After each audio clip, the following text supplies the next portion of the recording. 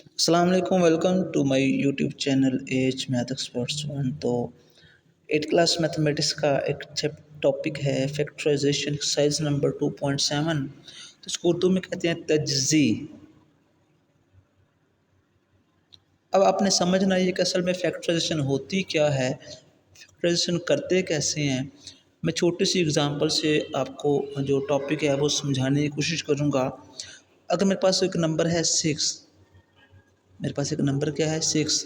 अब मैं देखता हूँ कि जो 6 है वो किस किस टेबल में आता है।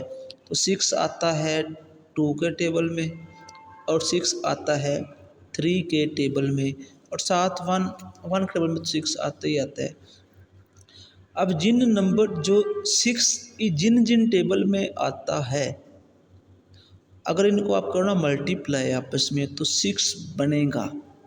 मतलब क्या होगा कि ये सारे 6 के क्या हैं, फैक्टर हैं, एक साथ 6 भी शामिल है।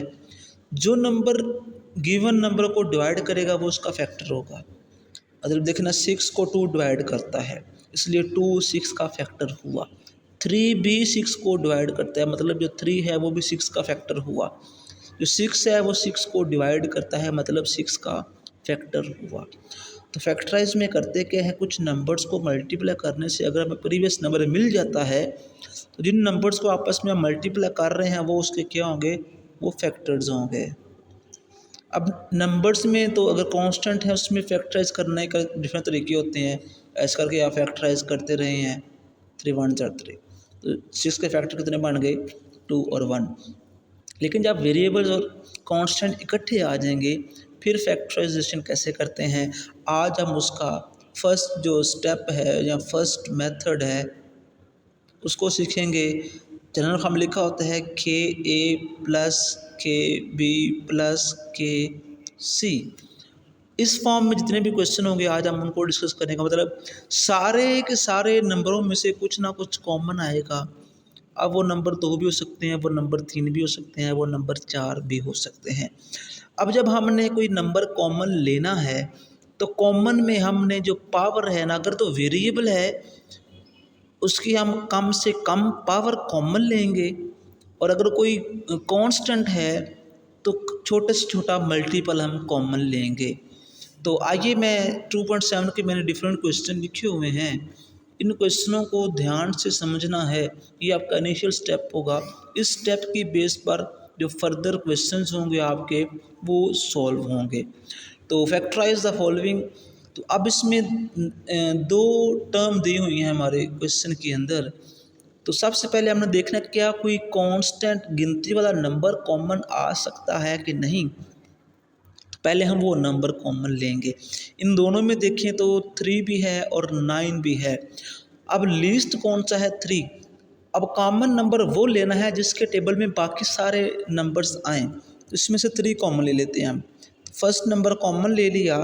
अब बाकी बचते हैं वेरिएबल एक्स और वाई, दोनों सेम नहीं हैं, तो 3 1 आर 3, माइनस का साइन वैसे है। इस 9 को जो कॉमन लिया है उस पर डिवाइड करें तो 3 आंसर आएगा, 3 और 7 वाई। सेकंड क्वेश्चन में कांस्टेंट तो है नहीं, वेरिएबल हैं।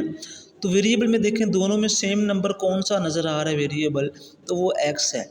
जब एक्स कॉमन लेंगे तो बाकी यहाँ से तो एक्स खत्म हो जाएगा, तो वाई माइनस जी बचेगा।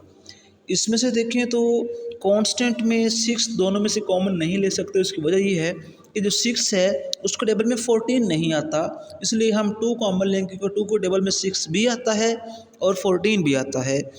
2 कॉमन लिए, उसके बाद कॉन्स्ट वेरिएबल देखें तो ए भी इसमें है, ए दोनों में से एक कॉमन। तो इस सारे में से हमने 2 ए कॉमन लिया। इस 6 को 2 पे करेंगे डिवाइड, 2 3 आर 6, ए से कट गया तो बी बचा, 2 7 आर 14, ए से कट गया क्योंकि ए कॉमन आ गया है, और 7 बच गया सी। इस तरह फोर्थ में से कांस्टेंट दोनों में है 3 कॉमन, एम दोनों में है लेकिन पावर देखें तो यहाँ पे 3 है, यहाँ पे 2 है, तो पावर हम 2 कॉमन ले लेंगे। एन दोनों में है, पावर एक ही है, तो एन कॉमन। अब यहाँ से 3 1 0 3 1 लिखते नहीं हैं, एम पावर 3 है, यहाँ पे 2 कॉमन लिया तो एम बचेगा अकेला, एन पावर 1, ये भी पावर 1, तो एन उड़ गया, बाकी बचेगा पी। 3 2 6, एम स्क्वायर और एन हमने पहले ही कॉमन ले लिया हुआ है। फिफ्थ वाले में दोनों में से कॉमन अगर हम देखें तो 5 भी आ सकता है, उसके बाद 30 नहीं आएगा लेकिन 15 कॉमन आ सकता है। 15 कॉमन एक्स दोनों में है तो x common, 15 2s are 30 x square, 15 3s are 45 और साथ वाई, यही आंसर होगा।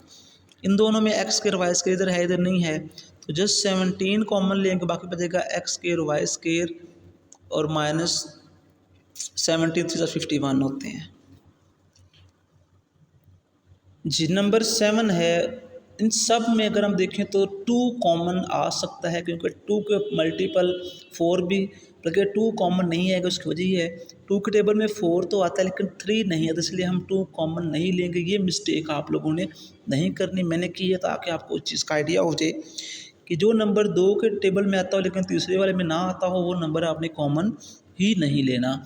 तो 2 भी कॉमन नहीं आएगा ना 3 कॉमन आएगा, तो बाकी साथ में वेरिएबल एक्स है तो एक्स कॉमन ले लेंगे हम। अब यहाँ से जब x कॉमन आएगा तो बाकी बचेगा 4x पावर 2, यहाँ से एक x निकालोगे तो बाकी बचेगा 3x और यहाँ पे बचेगा 2।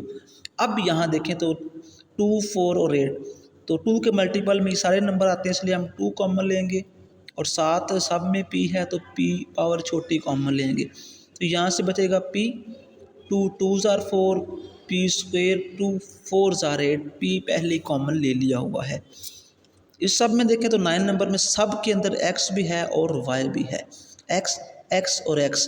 पावर छोटी देखेंगे तो छोटी आपको x पावर 1 नज़र आएगी, y सब में है तो y पावर कॉमन, तो यहाँ पे मुझे मिलेगा x का स्क्वायर, यहाँ पे मुझे मिलेगा x, यहाँ पे मुझे मिलेगा y। वो कैसे मिल रहा है उसका भी तरीका देखें। हमने इस सारे में से x y कॉमन निकाला तो पावर कुछ ना हो तो 1 1 होती है, तो यहाँ पावर कितनी थी 3, यहाँ पे कितनी थी 1, 3 में से निकालें एक तो 2 बचेगा, ये पावर 1 ये भी 1 1 माइनस 1 0 तो y ख़त्म। इस तरीके से पावर 2 ये पावर 1 2 में से 1 गया तो 1, y पावर 1 ये भी 1 है तो y ख़त्म। x पावर 1 इस 1 माइनस 1 निकालेंगे तो 0 आ जाएगा, y पावर 2 है, y पावर 1 है, 2 में से 1 गया तो 1 वो लिखी है। नेक्स्ट जो इसका नंबर 10 है, इस सब के अंदर देखें तो 7 का मल्टीपल बन रहा है, उसके बाद 7 जब कॉमन लेंगे साथ आ जाएगा x, 7x जब कॉमन लेंगे 7 1s are 7, x power 3 7 2s are 14 x y 7 3s are 21 y का क्यूब, क्योंकि y सब में नहीं था तो y क्यूब वैसे ही है। अब इस सब में देखें तो x x x y y और y, तो हम x y और साथ z भी है ये कॉमन ले लेंगे, पावर 1 1 है, यहाँ पावर 2 2 टी है, एक्स वाई जी कॉमन आ जाएगा, यहाँ से मुझे मिलेगा माइनस जी, यहाँ से मुझे मिल जाएगा 1, क्योंकि ये सारे का सारा कॉमन आ गया तो इसकी जगह पे ज़ीरो नहीं लगाना, ज़ीरो बिल्कुल भी नहीं लगाना, बस अगर सारा नंबर कॉमन आता है तो उसकी जगह पे आपने 1 एंटर करना है बस। इन सब में से 4x और साथ y जब कॉमन ले लेंगे 4 1s आर 4 x2 एंड साथ y 4 2s are 8 x y पहले कॉमन है, 4 1s आर 4 y का स्क्वायर, यही हमारा आंसर होगा।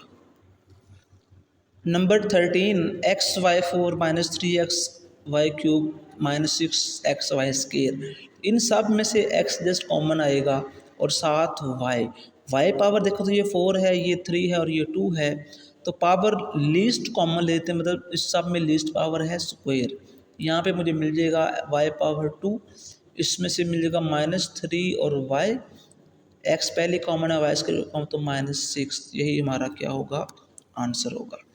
तो नेक्स्ट है इन सब में x y z सब में है x और x पावर छोटी x, उसके बाद y स्क्वायर y और y पावर 1 छोटी है, उसके बाद z सब में है तो z सिंपल हम कॉमन ले लेंगे, बाकी बचेगा x y क्योंकि z पावर 1 है, यहाँ से मुझे मिलेगा x एंड z क्योंकि y पावर 1 कॉमन पहले से आ चुकी है, x कॉमन आ गया y और z, यही हमारा आंसर होगा इस तरीके से। नेक्स्ट में अगर हम देखें तो इन सब के अंदर x y है और सारे जो है ना ये नंबर ये 11 के मल्टीपल में है, तो 11x और y कॉमन ले लेंगे हम, 11 7s आर 77 x बचा, 11 3s आर 33 साथ y बचा, 11 5s are 45 x power 1 y power 1 दोनों कॉमन, तो इनमें से 2 1 1 निकालेंगे तो एक्स वाई बचेगा। नेक्स्ट 15 पार्ट है, इन सब के अंदर तो 5 के मल्टीपल बन रहे हैं। एक्स पावर सब में है तो पावर लिस्ट है 3, 5 वंस और 5 एक्स पावर 2 बचा, 5 में से ये 3 निकालेंगे तो जो बचेगा वो हमने यहाँ पे लिखना है। Plus 5 2s are 10 x, 5 3s are 15 x power 3 x power 3 common, तो यही हमारा आंसर का। तो नेक्स्ट इंशाल्लाह हम 2.8 सॉल्व करेंगे नेक्स्ट वीडियो में। तो मज़ीद वीडियो के लिए चैनल को सब्सक्राइब करें, रखें बेल आइकन को ऑन, ताकि जब भी कोई नई वीडियो अपलोड करूँ तो आप तक बर वक्त पहुँच सके। और रखिए दुआ में याद। अल्लाह हाफिज़।